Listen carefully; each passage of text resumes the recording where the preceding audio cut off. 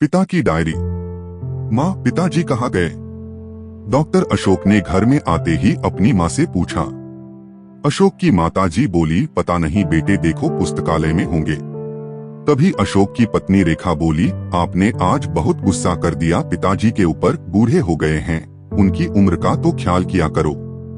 Doctor Ashok बूढ़े हो गए हैं, लेकिन हरकतें बच्चों जैसी करते हैं। बच्चों के साथ वीडियो गेम खेल रहे थे और शोर मचा रहे थे। इतना भी ख्याल नहीं है कि घर में कुछ लोग आए हुए हैं। डॉक्टर अशोक बड़बड़ाते हुए लाइब्रेरी में चले जाते हैं। वहां जाकर देखते हैं कि पिताजी की डायरी खुली हुई है और हवा से पन्ने फड़फड़ा रहे हैं। डॉक्टर अशोक मन ही मन बोलते हैं, देखो डायरी भी खुला छोड़ दिया है, फट जाएगी। ऐसा बोलकर डायरी समेटने लगते हैं। ऐसे तो दूसरे की डायरी पढ़ना अच्छे संस्कार के खिलाफ होता है, लेकिन उसमें अपना नाम पढ़कर उत्सुकता से वे डायरी लेकर वही चेयर पर बैठकर पढ़ने लगते हैं। जानते हो बेटे, जब तुम पहली बार इस दुनिया में आए तो ना जाने कितने ख्वाब इन आँखों में सज गए थे।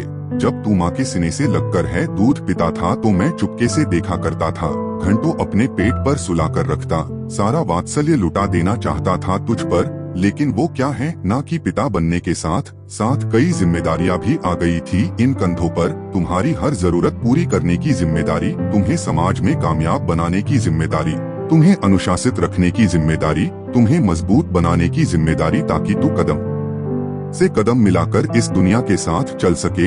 इन सारी जिम्मेदारियों को निभाते निभाते एक पिता कब अपने कोमल भावनाओं के ऊपर एक कठोर आवरण ओढ़ लेता है, ये तो उसे खुद भी पता नहीं चलता। जानते हो बेटे, मुझे जलन होती थी तुम्हारी माँ से, जब तू अपनी माँ से मिठी मिठी प्यारी प्यारी बातें करता था। मैं चुपचाप सुना करता था दूसरे कमरे से और मन ही मन खुश हुआ करता था, लेकिन डरता था तुम्हारे सामने आने से, कहीं मेरी सच्चाई तुम्हें पता ना चल जाए।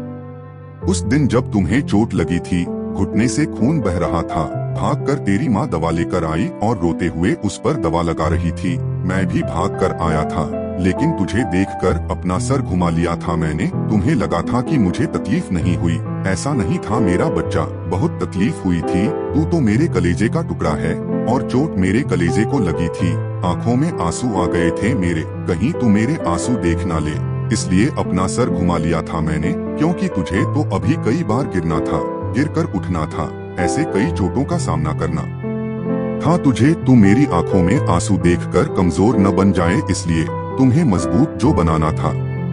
और उस दिन जिस दिन तुमसे एक एक रुपए का हिसाब मांगा था, ऐसा नहीं था रे पगले की मुझे तुझ पर विश्वास नहीं था, मुझे तुझ पर विश्वास था, तभी तो पैसे देकर बाजार भेजा था।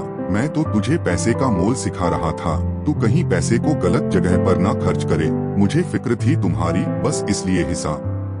और उस दिन जब दोस्तों के साथ पार्टी करने के लिए पैसे मांगे थे तूने और मैंने मना कर दिया था, फिर तेरी माँ ने तुझे पैसे दिए थे पार्टी करने के लिए, इसलिए तो तेरी माँ से कभी उन पैसों का हिसाब नहीं मांगा मैंने। फिर भी तेरी फिक्र थी मुझे कि कहीं तू दोस्तों के साथ गलत संगति में ना पड़ जाए, इसलिए तेरे पीछे पीछे गया।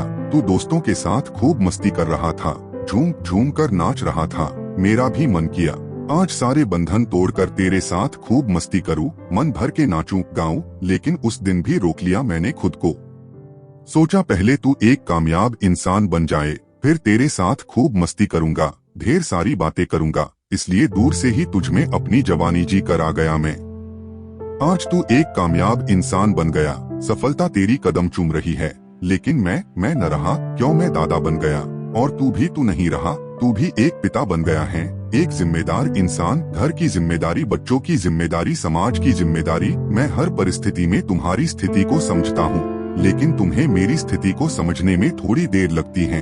यही दूरी तो है एक पिता और पुत्र के बीच की दूरी। और क्या लिखूं मैं मेरे बच्चे? अंत में मैं बस इतना लिखूंगा कि तुझे मैंने तेरी माँ की तरह अपने शरीर के अंदर से नहीं निकला, लेकिन तू मेरा अंश है। जिस दिन तू इस दुनिया में आया, मैं तेरे अंदर जीने लगा। तेरे चेहरे पर खुशी देखकर अपनी सारी थकान भूल गया, तेरे बचपने में अपना बचपन जीने लगा। तेरे चेहरे पर सुकून देखकर अपनी सारी मुश्किलें भूल गया, तेरे जवानी में अपनी जवानी जीने लगा। तू आज भी मेरी स्थिति नहीं समझ रहा है, लेकिन मैं तेरी स्थिति को अच्छी तरह से समझता हूँ। जब तू ये बोलता है कि पिताजी आप तो बच्चों के साथ बच्चे बन गए हैं, तब मुझे हंसी आ जाती है। तू मेरी इस स्थिति को भी समझेगा जब तू दादा बन जाएगा। लेकिन तब शायद मैं इस दुनिया में ही नहीं रहूंगा। इतना पढ़कर डॉक्टर अशोक के आंखों के सामने बचपन से पिताजी के साथ बिताए सारे पल एक चलचित्र की भांति घूमने लगा। उनके आंखों में आंसू आ गए। तभी डॉक्टर अशोक को रेखा की आवाज सुनाई पड़ी। डॉक्टर अशोक ने पीछे मुड़कर देखा, उनकी माँ और रेखा खड़ी थीं। डॉक्टर अशोक की माँ बोली, अरे बेटे, तेरे पिताजी यहाँ भी नहीं हैं, तो कहाँ गए? डॉक्टर अशोक झट से अपने आंखों से आंसू पोंछते हुए बोले, मैं जानता हूँ वे कहाँ होंगे, मैं उन्हें लेकर आता हूँ। इतना बोलकर डॉक्टर अशोक बाहर निकल गए। जा पहुँचे उस बगीचा में जहाँ बचपन से उन्हें उनके पिताजी ले जाया करते थे। शायद पिता पुत्र के बीच की दूरी खत्म करना चाहते थे, लेकिन कभी खत्म नहीं कर पाए। जाकर देखा, पिताजी वही उस बेंच पर अकेले बैठे थे।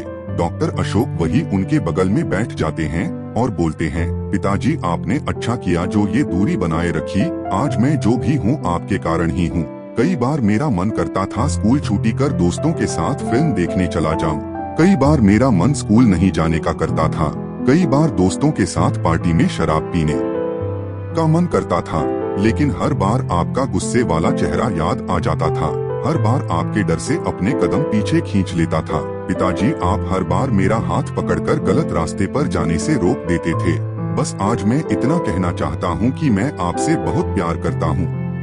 इतना बोलते बोलते डॉक्टर अशोक का गला भर आया।